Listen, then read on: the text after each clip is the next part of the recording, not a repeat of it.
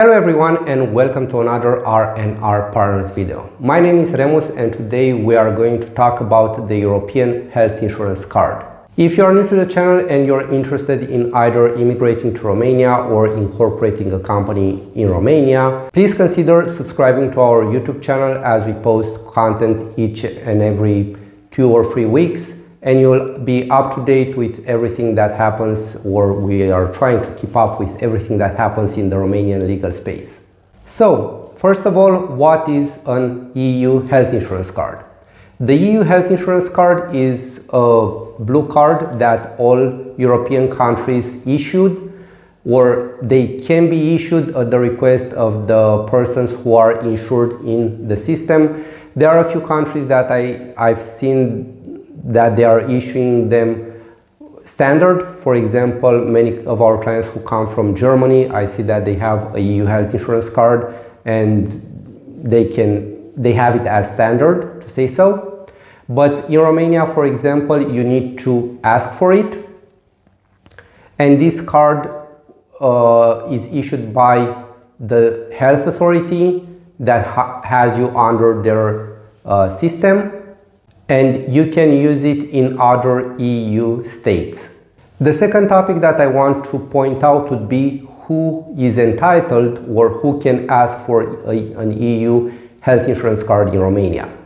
In this case, you need to be insured in the Romanian public health system. For example, you cannot come to Romania, have a private insurance with a clinic. From Romania, we have chains of clinics and each chain has their own insurance.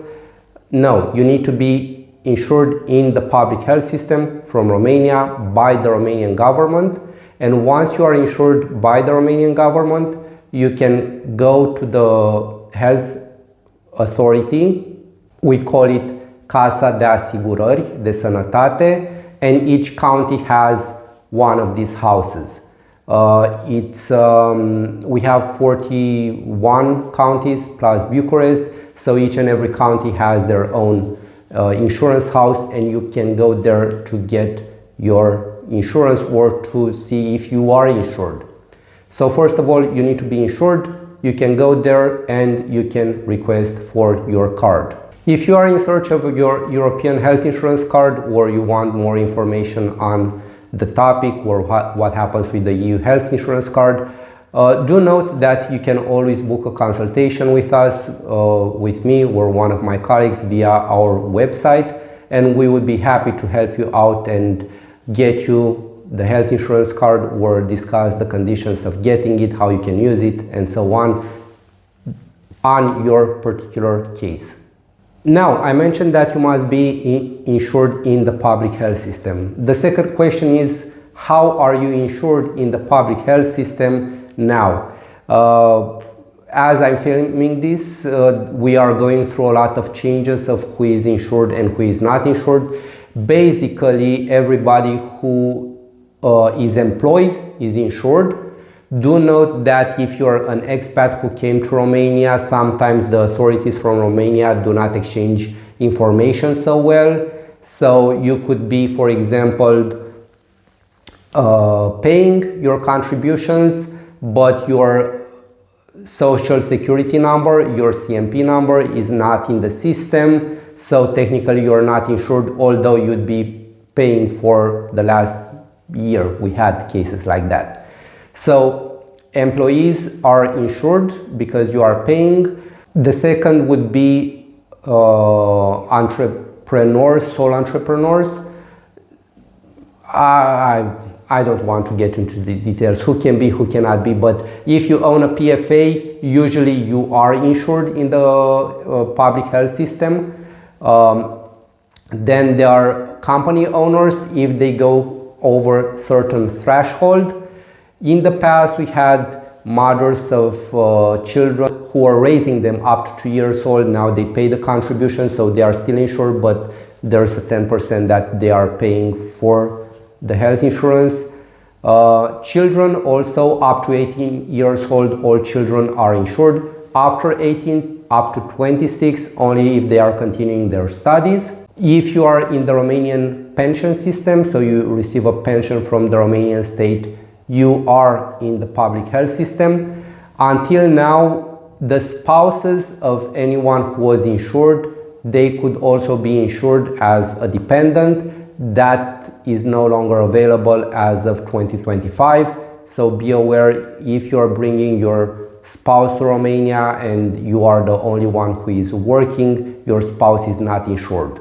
Also, there is another option in which you can be insured. You can go to the tax authority and you can say, hey, look, I am in Romania based on a dependent visa. I am not insured because the law changed and I want to be insured. So practically you'll be paying somewhere close to 500 euro and you'll be insured in the public health system for the whole year for just 500 euro. The procedure is not so relaxed as I presented it. There are some steps that you must go through, some forms, the payment must be made and so on. But at the end, if you have some free time, I'm sure that you can go through the process and do it yourself. If you found this content useful and you now know a bit more about the EU health insurance card, we would really appreciate if you hit the like button down below. It really helps the channel out.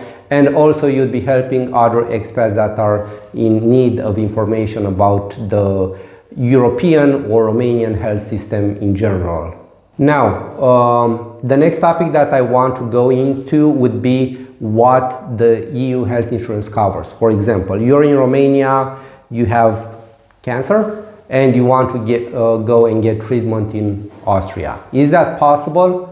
The answer is no. You go to the Romanian health system because this is where you are insured. You cannot go with the Romanian insurance and get treated in another country, although many of us would want that at the end of the day.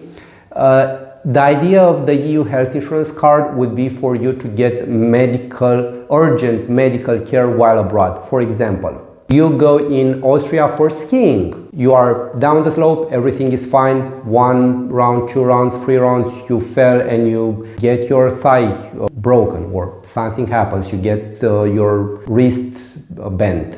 You are in the mountains, they can come take you with an ambulance, get you to the hospital, give you x-rays, put a cast on it, give you medicine for the treatment, and usually that's what the card covers, urgent medical health care. As long as you can go to urgent medical care and they are covering you, that's gonna be covered by the card. What you cannot do would be plan a surgery to be taken care in a country where you are going. I don't know, having a long treatment and you want it to be administered in another country while you are traveling. Even if it's for a short period of time, that's not covered. You must plan around that so the treatment gets done in Romania, the surgery gets done in Romania, and so on. Another important topic would be, okay, but you know, I went there in Austria and they saw my card and they were like, oh yeah, no problem, give us the card, they put in the system, they give me the treatment, all is good, and they send me home. What's gonna happen next? Well, next there is an issue because, for example, let's stick with Austria. The Austrian hospital will send the bill to the Romanian authority. Due to the regulations, the Romanian authorities cannot refuse payment, they need to pay it. The Romanian authorities can come and they can knock on your door and say, hey, how are you? You've got some treatment in Austria. What was that for?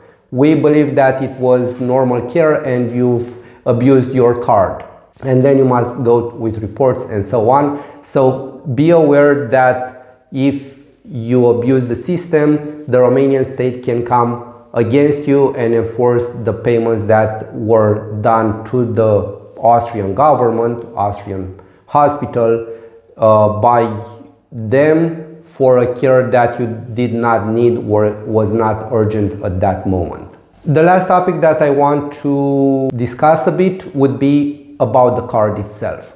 So at the moment, there are some delays with the card. We had cases where the card was issued in 4 to 6 months from when you submitted the request. So do plan that the card can be delayed and you could not get it on time issued by the Romanian authorities.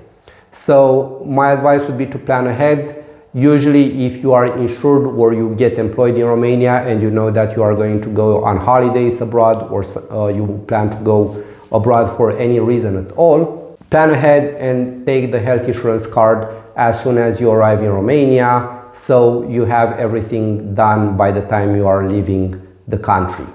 So thank you for watching. I really hope you got a lot of information out of this video, and now you know a bit more about the European health insurance card, who issues it, how long does it take, what it covers, what it doesn't cover, why not to abuse this system.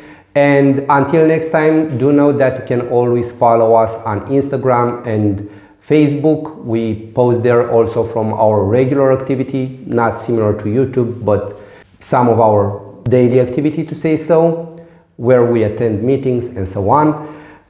And also we have a TikTok channel now. You can also follow us there. And until next time, I really hope you'll have a very good day, and I'll see you soon.